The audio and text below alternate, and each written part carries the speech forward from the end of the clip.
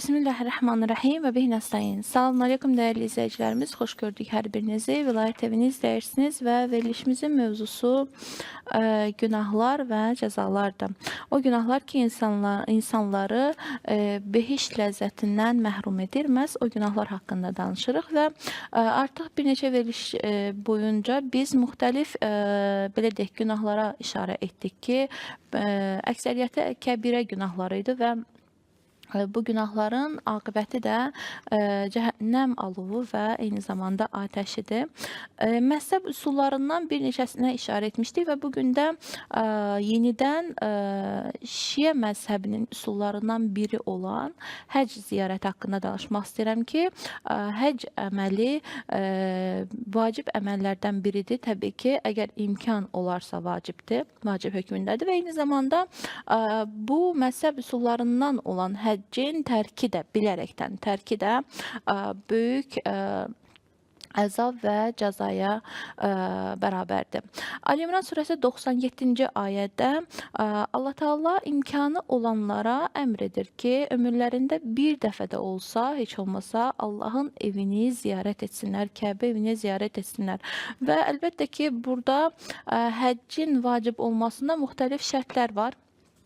Allah Teala Quranda da buyurduğu kimi mütləq bir şəkildə həmin insanın imkanı buna çatmalıdır və imkanı çatdığı təqdirdə əgər həcci təxirə salırsa, müxtəlif səbəblərdən, bəzən insanlar həcc ziyarətini təxirə salmalarının səbəbi müxtəlif səbəblər gətirirlər, xəsisliklərindən və yaxud da ki, pulu verib getmək istəmirlər və yaxud da yol gözlərinə dayanır və s. və ilaxır müxtəlif səbəblər ilə və buna səbəb də deməyək, əslində bəhanələr ilə bu vacib əməli təxirə salırlarsa, hədislərdə buyurulur ki, bu əməli təxirə salmaq imkan olduğu təqdirdə günahdır və əlbəttə ki, cəzası da vardır. İslam Peyğəmbərinin həcc ziyarəti haqqında bir hədisi var. İslam Peyğəmbəri sallallahu buyurur ki, həccin vacibliyini bildirmək üçün sizə bir söz demək istəyirəm. Öz sahabələrinə buyurur və buyurur ki, vacib həcci yerinə yetirməyib ölən insan Yahudi və Məsihi kimidir. Əlbəttə ki, bir daha da qeyd etmək lazımdır ki, imkanı çatdığı təqdirdə bəzi insanlar qeyd etdiyimiz kimi imkanları çatdığı təqdirdə bu əməli yerinə yetirmirlər və bu da bilərəkdən tərk deməkdir. Məzhəb üsullarından birini bilərəkdən tərk edilir və eyni zamanda vacib buyurulmuş əməli də bilərəkdən tərk etmək böyük günahdır. İslamın dəyərli şəxsiyyəti, eyni zamanda möminlərin əmiri və ilk imam olan İmam Əli əleyhissalam Nəçü Bəlağada birinci xütbədə məhz həcc evinin ehtiramı haqqında və bu evin ziyarəti haqqında çox gözəl cümlələr buyurur. İmam buyurur ki, Allah öz möhtərəm evinin həccini sizə vacib edib. Və ardınca buyurur ki, Allah aşiqləri insanlar üçün qiblə seçilmiş bu evə can atar, göyərçin tək ora sığınarlar. Allah Teala Kəbəni öz əzəməti qarşısında bəndələrinin təvazu məkanı, ilahi qüdrətin etiraf nişanəsi qərar verib. İmam Əleyhisselamın əslində bu xütbəsi daha çox uzundur və vaxt məhdudiyyətindən əslində bunu qeyd etmək, hamısını qeyd etmək mümkün deyil. Amma xütbənin axırında İmam Əleyhisselam çox gözəl bir cümlə buyurur. Buyurur ki, Allah evinə getməyə gücü çatan kəsə həcc vacibdir. Kim inkar etsə bilsin ki, Allah aləmlərdən ehtiyatsızdır.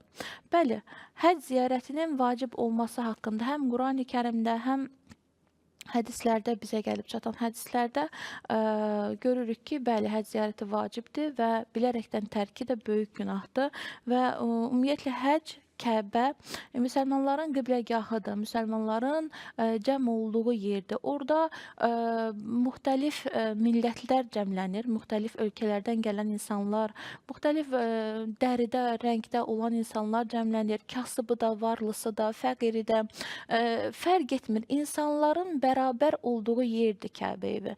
Yəni, baxanda görürük ki, hamının libası da eynidir. Hamının etdiyi əməl də eynidir. Hamının riayət etdiyi müəyyən həccin özünə məxsus orada şərtləri var, əməlləri var ki, həccə gedən insanlar artıq ona riayət etməlidirlər. Baxsan ki, hamı da eynidir. Elə bil ki, Allah Taala bu evi qərar verib ki, heç olmasa ildə bir dəfə gücü çatan insanlar bura gəlsinlər və bərabər şəkildə bir-birlərinin ətrafında olsunlar. Həcc elə bir yerdir ki, insanlar üçün təvaf məhəlləsi qərar verilibdir və eyni zamanda Allahın müqəddəs evidir və şeytanın vəsvəsəsindən uzaq olmaq üçün çox möhtəşəm bir yerdir həcc ziyarəti, Kəbə evi. Eyni zamanda qeyd etdiyimiz kimi müxtəlif ölkələrdən, müxtəlif yerlərdən gələn insanlar var burada. Baxsan ki, biri qara dərilidir, biri ağ dərilidir. Müxtəlif dillər var ki, hətta bir-birlərini başa düşmürlər. Amma hər birinin müştərək bir hədəfi var. O da ki, Allah evini təvaf etmək. Və həccin ümumiyyətlə həcc ziyarəti haqqında İslami mənbələrə baxanda görürük ki, təkəbbürdən qurtuluş yeri olaraq qeyd olunur Kəbə evi. Həqiqətən də bu belədir, çünki çox insanlar var ki, bəlkə də dünya həyatında, başqa yerdə, yaşadıkları məntəqədə, yaşadıkları belə deyərdim ki, o mühitdə özləri ilə qürrələnirlər, müəyyən geyimləri ilə, müəyyən pulları ilə, müəyyən işləri ilə, vəzifələri ilə və s. və ilə axır. Amma həccdə, Kəbə evinin ziyarətində qürrələnmək üçün heç nə yoxdur. Çünki hamı qeyd etdiyimiz kimi bərabərdir. Geyimdən tutmuş əmələ qədər hamı da bərabər olduğuna görə təkəbbürdən insanlar qurtulur həcc ziyarətində. Və eyni zamanda ilahi rəhməti əldə etmək üçün çox seçilmiş bir məkandır Kəbə evi. Allah Taala deyir ki, mən bəndələrimə, o bəndələrim ki, həccə gəlirlər, Kəbə evinin ziyarətinə gəlirlər, onlara öz rəhmətimi nazil edərəm. Əlbəttə ki, bəzən həcc ziyarətinə gedən çox insanlar var ki, görürük ki, misal üçün ildə bir neçə dəfə ümrəyə gedirlər, ildə bir dəfə həccə gedirlər, hər il gedirlər. Amma ətraflarında, ailələrində o pula ehtiyacı olan insanlar var. Buna da diqqət etmək lazımdır ki, insan birinci öz ailəsinin ehtiyacını ödəməlidir və öz ailəsini ehtiyacsız etməlidir. Bəzi hallarda ailənin, uşağın, həyat yoldaşının boğazından kəsib pulu qırağa qoyurlar ki, mən həccə gedəcəm. Bu da düzgün bir hal deyil. Bir evin bəyinin, bir evin kişisinin vəzifəsidir ki, öz yoldaşını, xanımını və eyni zamanda övladlarının nəfəqəsini ödəsin və ehtiyaclarını ödəsin. Bundan sonra əgər imkan çatarsa, əlbəttə ki, həcc ziyarəti ona vacibdir. Amma ailəni çətinə salmaq ilə, ailəni acılığa salmaq ilə, yoxsulluğa salmaq ilə, onların ehtiyaclarını ödəməmək ilə və onları möhtac vəziyyətə gətirmək ilə həcc ziyarətinə getməyin də heç bir faydası yoxdur və burada artıq həmin insanın vəzifəsi deyil ki, həccə getsin. Bir də görsən ki, ailəsində və yaxud da ki, çox yaxın qohumlarında bir xəstə insan var, ehtiyaclı insan var və o insanın ehtiyacını həmin pul ilə ödəmək mümkündür. Amma baxsan ki, pulu verir, həcc ziyarətinə gedir ki, mənə vacibdir. Bəli, vacibdir, amma istisnai hallar var. Əgər sənin ailəndə kimsə xəstədirsə və onun sağlamlığının bərpası üçün həmin pula ehtiyacı varsa, əlbəttə ki, o pul məhz onun sağlamlığına sərf edilməlidir, istifadə edilməlidir. Bunu Allah da qəbul etməz ki, bir insan orada xəstəliklə mücadilə etsin və sənin imkanın var o pulu ona verəsən öz ailə üzvündə, amma vermirsən ki, mən həccə gedəcəm. Bu da doğru bir şey deyil və ümumiyyətlə həcc əməli ki, vacib bir əməldir. Və bunun özünün, belə deyək, məsuliyyətləri də var.